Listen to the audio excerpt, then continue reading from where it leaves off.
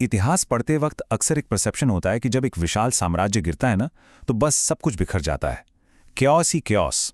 लेकिन आज हम जिस दौर का विश्लेषण करने वाले हैं वो एक्चुअल में किसी पतन का नहीं, बल्कि एक नए आर्थिक और सांस्कृतिक उफान का समय था। हम बात कर रहे हैं 185 बीसी से लेकर 3rd सेंचुरी तक के टाइम पीरियड की, जिसे हम हिस्ट्री में पोस्ट मौर्यन और संगम काल कहते हैं। ये वो टाइम था जब इंडिया एक ऐसी मेल्टिंग पॉट बन गया था जहां नए विदेशी शासक, स्थानीय राजवंश और डीप साउथ के महान संगम राज्य सब मिलकर एक नई और वाइब्रेंट शुरुआत कर रहे थे। और हाँ, इस टॉपिक में आगे बढ़ने से पहले एक छोटी सी रियलिटी चेक।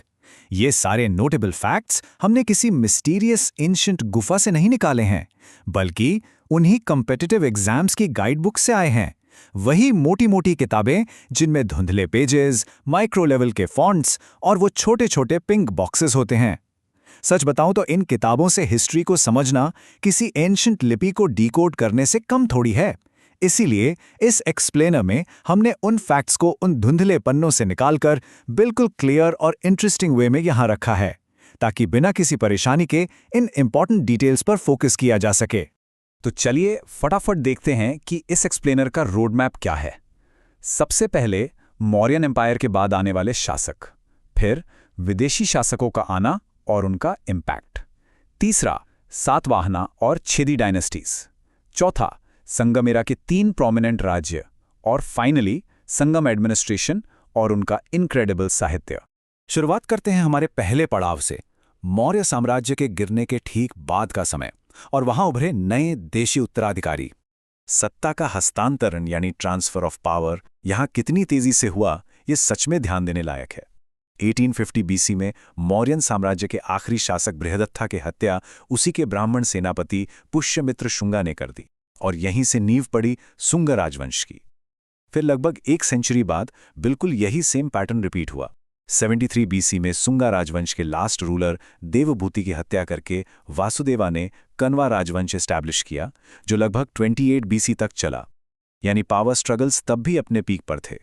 अब शुंगा डायनेस्टी में एक बहुत ही इंटरेस्टिंग कॉन्ट्रडिक्शन है। पुष्यमित्र शुंगा काफी ऑर्थोडॉक्स हिंदू धर्म के फॉलोअर थे। उनके टाइम में ब्राह्मणिकल ट्रेडिशंस का एक बड़ा रिवाइवल हुआ। यहां तक कि फेमस महाभाष्य के लेखक पतंजलि ने पुष्यमित्र द्वारा करवाए गए 2 अश्वमेधा यज्ञों में पुरोहित का काम भी किया था। लेकिन सरप्राइज की बात यह है कि इस ऑर्थोडॉक्स अप्रोच के बावजूद बुद्धिस्ट आर्किटेक्चर यहां रोका नहीं। मध्य प्रदेश का महान भरहूत स्तूपा और सांची स्तूपा की वो बेहतरीन स्टोन रेलिंग्स, ये सब शुंगा पीरियड में ही बनवाई गई थी। काफी फैसिनेटिंग है। अब बढ़ते हैं दूसरे भाग की तरफ, विदेशी शासक और उनका इम्पैक्ट, जो स्पेसिफिकली नॉर्थ वेस्ट बॉर्डर से एंटर कर रहे थे। इन विदेशी शासकों के आने की स्पीड प्रैक्टिकली हैरान करने वाली थी। 2री शताब्दी बीसी में सबसे पहले इंडो ग्रीक्स, जिन्हें हम बैक्ट्रियन ग्रीक्स भी कहते हैं, वो आए। फिर 1ली शताब्दी बीसी में उन्हें रिप्लेस करके सकाज, जिन्हें सीथियंस भी कहा जाता है, और पार्थियंस ने अपनी जगह बनाई। और उसके बाद 1ली शताब्दी ईडी आते आते कुशान्स ने इस पूरे इलाके पर अपना स्ट्रॉन्ग कंट्रोल एस्टैब्लिश कर लिया। एसेंशियली ये नॉर्थ वेस्ट रीजन अलग अलग कल्चर्स का एक मैसिव मेल्टिंग पॉट बन चुका था। इन विदेशी राजवंशों ने भारत की हिस्ट्री और इकोनॉमी को टोटली ट्रांसफॉर्म कर दिया। नोटेबल फैक्ट्स की बात करें तो इंडो ग्रीक्स हिस्ट्री में पहले ऐसे रूलर्स थे जिन्होंने भारत में सोने के सिक्के जारी किए और उन पर शासकों के नाम और उनके पोर्ट्रेट्स छपने की ट्रेडिशन शुरू की। कुशान्स के टाइम तक आते आते ये गोल्ड कॉइन्स काफी मैसिव स्केल पर बनने लगे थे। क्यों?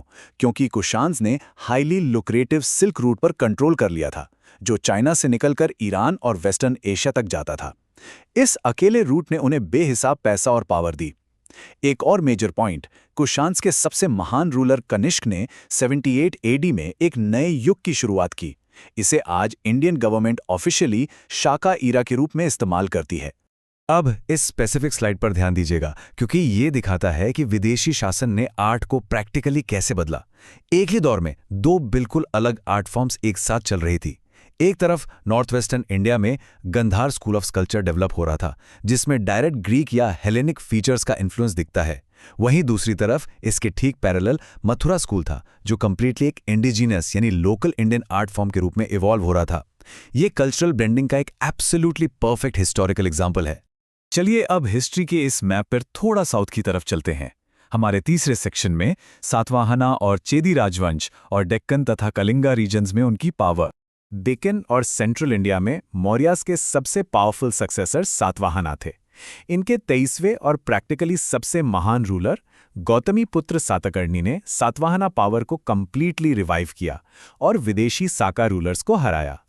एक बड़ा ही यूनिक फैक्ट इनकी करेंसी के बारे में है। उन्होंने स्पेसिफिकली सीसा यानी लेड, कॉपर, ब्रॉन्ज और पोटन के सिक्के इशू किए थे। लेकिन इनका सबसे बड़ा और लॉन्ग लास्टिंग इम्पैक्ट था भूमिदान यानी लैंड ग्रांट्स का सिस्टम। सातवाहनाज ने ब्राह्मणों और बुद्ध भिक्षुओं को ऐसी जमीन दान में देनी शुरू की जिन पर कोई टैक्स नहीं लगता था। एक तरफ यह धार्मिक काम था, पर पॉलिटिकली इसने आगे चलकर सेंट्रल अथॉरिटी को काफी कमजोर कर दिया, क्योंकि पावर धीरे धीरे इन लोकल लैंड होल्डर्स के पास शिफ्ट होने लगी थी। वहीं ईस्ट में कलिंगा के इलाके में अशोका के बाद की हिस्ट्री थोड़े अंधेरे में थी, लेकिन पहली शताब्दी बीसी में वहां चेदी राजवंश उभरा। इनके बारे में हमारी प्रैक्टिकली सारी इन्फॉर्मेशन बस एक ही सोर्स से आती है, और वो है भुवनेश्वर के पास मौजूद फेमस हाथी गुम्फा इंस्क्रिप्शन। इस राजवंश के तीसरे रूलर थे राजा खारावेला।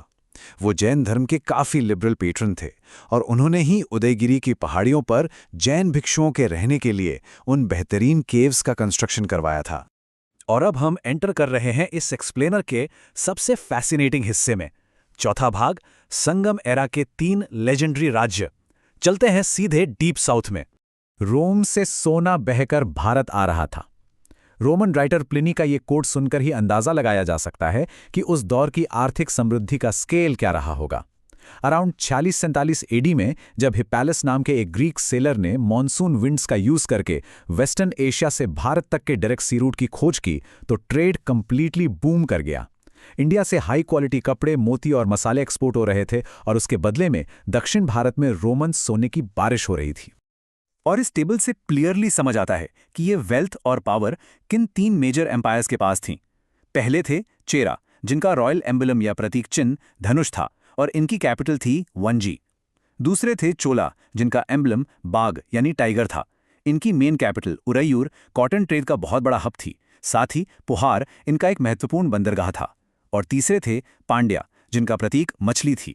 इनकी कैपिटल मदुरई थी, जो पूरे एंशिएंट वर्ल्ड में अपने बेहतरीन मोतियों यानी पर्ल्स के लिए फेमस थी। इन तीनों ने साउथ इंडिया पर एक लंबा और समृद्ध शासन किया। इन एम्पायर्स के रूलर्स की कहानियां किसी हॉलीवुड एपिक से कम थोड़ी हैं।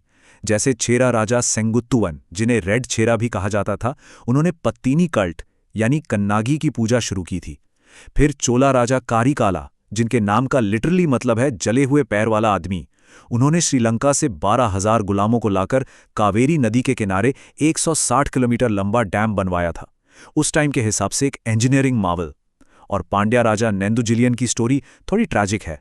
उन्होंने गलतफहमी में कोवालन पर चोरी का झूठा आरोप लगाया था, जिसके बाद कोवालन की पत्नी कन्नागी ने आक्रोश में आकर पूरे मदुरई शहर को श्राप दे दिया था। ये लेजेंड्स आज भी साउथ इंडिया की आइडेंटिटी का कोर हिस्सा है। इसके साथ हम आते हैं अपने 5वें और आखिरी भाग पर, संगम एडमिनिस्ट्रेशन और लिटरेचर। ये वही चीजें हैं जिन्होंने इस रीजन को इतिहास में अमर बना दिया। उनका प्रशासन यानी एडमिनिस्ट्रेशन काफी हाईली स्ट्रक्चर्ड था। King of course central figure था, पर उसकी मदद के लिए एक पंच महासभा होती थी। इसमें 5 की मेंबर्स थे: मंत्री, पुरोहित, दूत, सेनापति और सबसे क्रूशल ऊरार यानी स्पाइस। इस एरिया की एग्रीकल्चरल इकोनॉमी कितनी स्ट्रांग थी, इसे एक्सप्लेन करने के लिए एक प्राचीन तथ्य है। कहा जाता था कि चोला राज्य में कावेरी नदी के आसपास की जमीन इतनी उपजाऊ थी कि एक हाथी को लेटने के लिए जितनी जगह चाहिए, उतनी ही जमीन पर उगाया गया अनाज 7 लोगों का पेट भरने के लिए काफी था। To put that into perspective, उनके यहाँ प्रोडक्टिविटी एग्जैक्टली नेक्स्ट लेवल पर थी। लेकिन इस पूरे दौर का सबसे बड़ा और परमानेंट खजाना वहां का साहित्य था। पांड्या राजाओं के टाइम पर मदुरई में तमिल कवियों की ह्यूज असेंबलीज होती थीं, जिन्हें संगम कहा जाता था। यहीं पर तमिल व्याकरण का सबसे प्रारंभिक टेक्स्ट टोलकाप्यम लिखा गया। फिर आती है तिरुवल्लुवर जी की लिखी कुराल, जिसे फ्रीक्वेंटली तमिल भूमि की बाइबल कहा जाता है। ये टेक्स्ट प्योर एथिक्स और मोरालिटी पर बेस्ड है। इसके अलावा 2 महान महाकाव्य सिलपदिकारम, जिसे तमिल लिटरेचर का इलियाड माना जाता है, और उसका अगला भाग मणिमेखलाय भी इस दौर की देन है। ये ग्रंथ सिर्फ हिस्ट्री नहीं है, ये वहाँ के समाज, आर्ट और फिलॉसफी का बिल्कुल क्लियर मिरर है। तो अब इस पूरे एनालिसिस को देखने के बाद एक बड़ा इंटरेस्टिंग सवाल सामने आता है। ये एक ऐसा दौर था जो सरफेस पर देखने में टुकड़ों में बिखरा हुआ लगता है, लगातार बदलती डायनेस्टीज, पावर स्ट्रगल्स और विदेशी आक्रमण। फिर भी इस सीमिंगली क्योटिक एरा ने एक्चुअली आधुनिक भारत की इतनी अनब्रेकेबल आर्थिक और सांस्कृतिक नींव कैसे रख दी? सोने के पहले सिक्कों से लेकर विदेशी और देशी आर्ट फॉर्म्स के कॉम्बिनेशन तक, रोमन ट्रेड से आई बेहिसाब दौलत से लेकर इन लेजेंडरी तमिल एपिक्स तक, इन सब ने मिलकर एक ऐसी सॉलिड फाउंडेशन बनाई जिस पर बाद में भारत का गोल्डन एज एस्टैब्लिश हुआ। ये सिर्फ हिस्ट्री के फैक्ट्स नहीं हैं, ये वही पजल पीसेज हैं जिन्होंने आज के भारत को फ्रेम किया है। आज के इस विश्लेषण में बस इतना ही। अगले एक्सप्लेनर में ऐसी किसी नए और फैसिनेटिंग टॉपिक के साथ फिर मुलाकात होगी।